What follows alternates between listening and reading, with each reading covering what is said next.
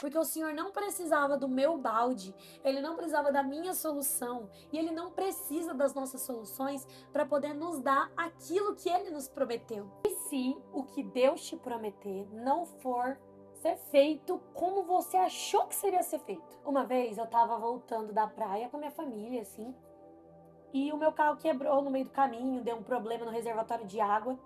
E o meu marido estava tentando arrumar com o meu sogro, aquela coisa, aquele estresse. O Senhor tenha misericórdia. Quando meu marido falou assim, ó, nossa, seria muito de Deus se um desses carros parassem para poder dar um galão de água. E comecei a orar, a orar. Passou uns 20 minutos, ninguém parou para dar água pra gente.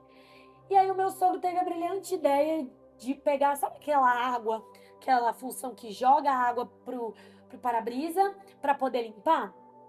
Quando tá um tempo muito seco, assim. Então eles ativaram essa função, encheram a garrafinha de água e colocaram a água no reservatório pra gente poder chegar até um posto para poder resolver o problema. E ali o Senhor falou muito forte comigo e me levou nesse texto que é o que eu quero compartilhar com você hoje. João, capítulo 4, versículo 10, diz assim: Jesus lhe respondeu: se você conhecesse o dom de Deus e quem está pedindo água, você lhe teria pedido, e dele receberia água viva. Disse a mulher: o Senhor não tem com que tirar água, e o poço é fundo. Existem algumas traduções que falam assim, ó: o Senhor não tem balde, como pretende tirar água de dentro do poço? Onde, aqui o texto continua, onde pode conseguir essa água viva? Quando eu pensei em gravar esse primeiro vídeo, eu senti muito forte de trazer aquilo que eu aprendi a partir dessa experiência e dessa palavra. Porque muitas vezes a nossa oração é mais voltada para o como Deus vai fazer aquilo do que voltada na nossa confiança no Deus que faz. A gente sabe que Deus não é homem para que minta. A gente sabe que o Senhor ele cumpre promessas. Às vezes o nosso problema não é esse. Às vezes o nosso problema não é saber que o Senhor faz, mas às vezes o nosso problema é saber como o Senhor irá fazer aquilo que Ele nos prometeu. Mas para mim nesse dia ficou muito claro o que o Senhor estava querendo falar comigo. Porque o Senhor não precisava do meu balde, Ele não precisava da minha solução, e Ele não precisa das nossas soluções para poder nos dar aquilo que Ele nos prometeu. Aqui o Senhor ele estava prometendo para a mulher samaritana a água viva, que era Ele, que era aquilo que Ele poderia fazer por ela. Esse era o cenário que essa mulher se encontrava.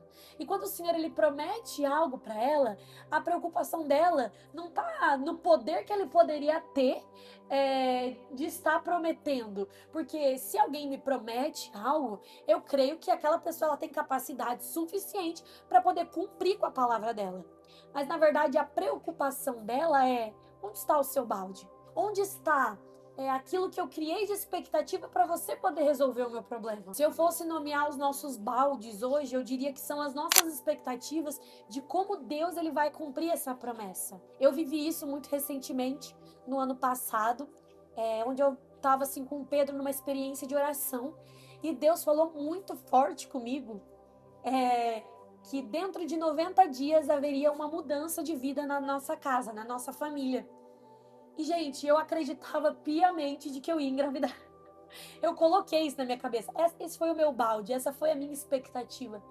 E quando de fato essa mudança de vida chegou, todo mês eu fazia um teste de gravidez e dava negativo. Eu falava: nossa, mas Deus, eu vou parafrasear com o texto aqui, mas Deus me prometeu água viva, Deus me prometeu que daria água, cadê o balde? Cadê a solução que eu criei na minha cabeça para Ele poder resolver aquilo que Ele me prometeu?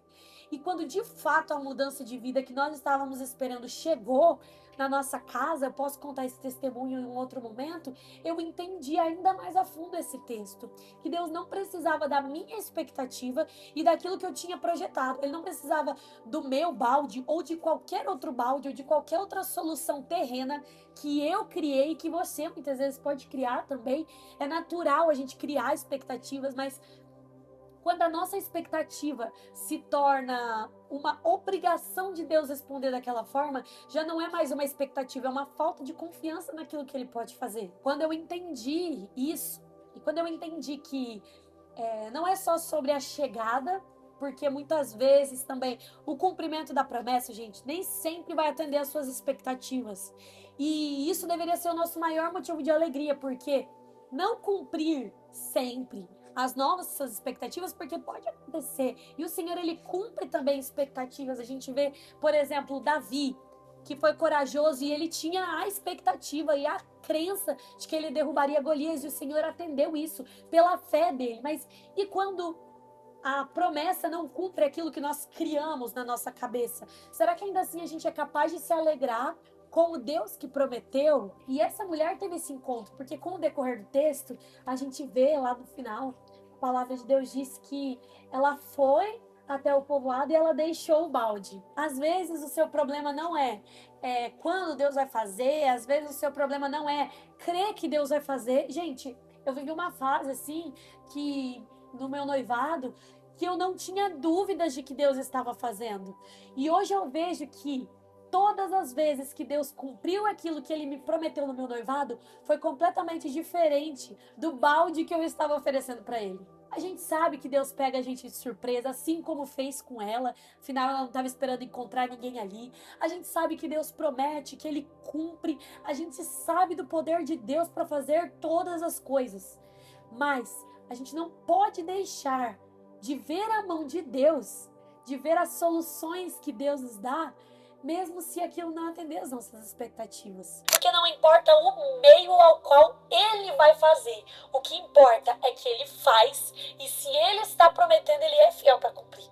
Diante disso, essa palavra, ela transformou o meu ser, assim, ela me moldou muito dentro da minha casa, dentro do meu ministério, dentro das promessas que o Senhor me fez e tem feito na minha vida, e me fez entender e descansar naquele que prometeu. Que o Senhor abençoe você com essa palavra, da mesma forma que ela me mudou, ela venha transformar a sua vida também.